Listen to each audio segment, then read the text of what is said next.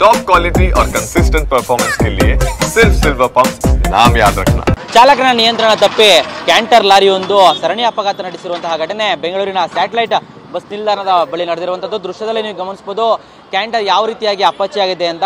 ಬೆಳಗ್ಗೆ 5 ಗಂಟೆ ಸುಮಾರಿಗೆ ಮೈಸೂರು ಕಡೆಗೆ ಅಂದರೆ ಬೆಂಗಳೂರಿಂದ ಮೈಸೂರು ಕಡೆಗೆ ಬರ್ತಿದ್ದಂತಹ ಈ ಲಾರಿಯ ಡ್ರೈವರ್ಗೆ ನಿಯಂತ್ರಣ ತಪ್ಪಿದೆ. ಈ ವೇಳೆ ಸ್ಯಾಟಲೈಟ್ ಬಸ್ ನಿಲ್ದಾಣದ ಹಿಂದಿರುವಂಥ ಒಂದು ಸಿಗ್ನಲ್ನಿಂದ ಇಲ್ಲಿಯ ತನಕ ಸುಮಾರು ಒಂದು 2 ಆಟೋ 2 ಕಾರು ಮತ್ತು ಒಂದು ಬೈಕ್ಗೆ ಡಿಕ್ಕಿಯನ್ನು ಹೊಡೆದಿದ್ದಾನೆ. ತದನಂತರ ಸ್ಯಾಟಲೈಟ್ ಬಸ್ ನಿಲ್ದಾಣದಿಂದ ಹೊರಗಡೆ ಬರ್ತಿದ್ದಂತಹ ಐರಾವತ ಬಸ್ಗೂ ಸಹ ಡಿಕ್ಕಿಯನ್ನು ಹೊಡೆದಿದ್ದಾನೆ.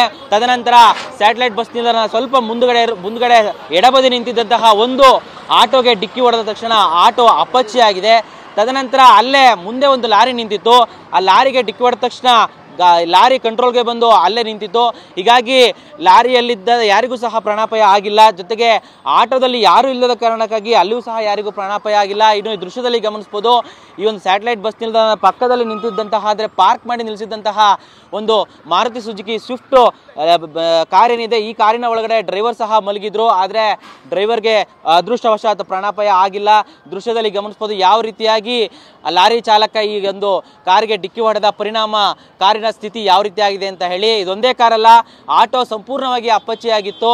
ಆಟೋದ ಮೇಲೆ ಲಾರಿ ಬಂದು ನಿಂತಿತ್ತು.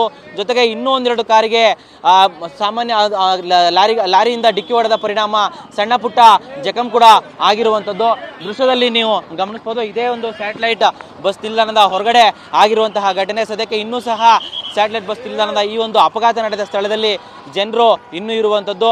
ಇನ್ನು ಇದೇ ಒಂದು ಜಾಗದಲ್ಲಿ ಸ್ಯಾಟಲೈಟ್ ಬಸ್ ನಿಲ್ದಾಣದಿಂದ ಹೊರಗಡೆ ಐರಾವತ ಬಸ್ ಬರ್ತಾ ಇರುತ್ತೆ.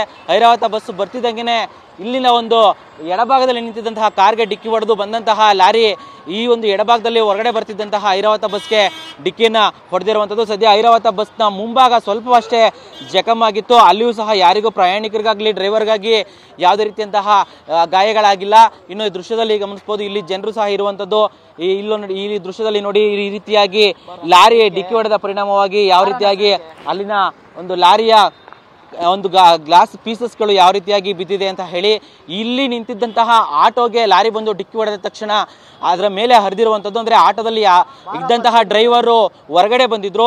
ಇದರಿಂದಾಗಿ ಆಟೋದಲ್ಲಿ ಯಾರಿಗೂ ಸಹ ಪ್ರಾಣಾಪಾಯವಾಗಿಲ್ಲ. ದೃಶ್ಯದಲ್ಲಿ ಗಮನಿಸ್ಬೋದು ಆಟೋ ಯಾವ ರೀತಿಯಾಗಿ ಅಪ್ಪಚ್ಚಿಯಾಗಿದೆ ಅಂತ ಹೇಳಿ. ಆಟೋದ ಮೇಲೆ ಆ ಲಾರಿ ಹತ್ತಿ ನಿಂತಿತ್ತು.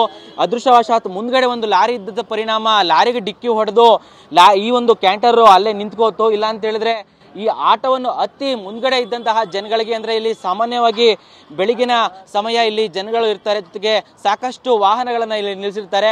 ಆದರೆ ಆ ಲಾರಿಗೆ ಡಿಕ್ಕಿ ಹೊಡೆದ ಪರಿಣಾಮ ಆಟೋ ಮೇಲೆ ಹತ್ತಿದ್ದಂತಹ ಲಾರಿ ಅಲ್ಲೇ ನಿಂತ್ಕೋತು. ಇನ್ನು ಆ ಒಂದು ಆಟೋಗೆ ಡಿಕ್ಕಿ ಹೊಡೆದು ಲಾರಿಗೂ ಡಿಕ್ಕಿ ಹೊಡೆದ ಪರಿಣಾಮ ಲಾರಿ ಅಂದರೆ ಕ್ಯಾಂಟರ್ನ ಮುಂಭಾಗ ಅಪ್ಪಚ್ಚಿಯಾಗಿತ್ತು.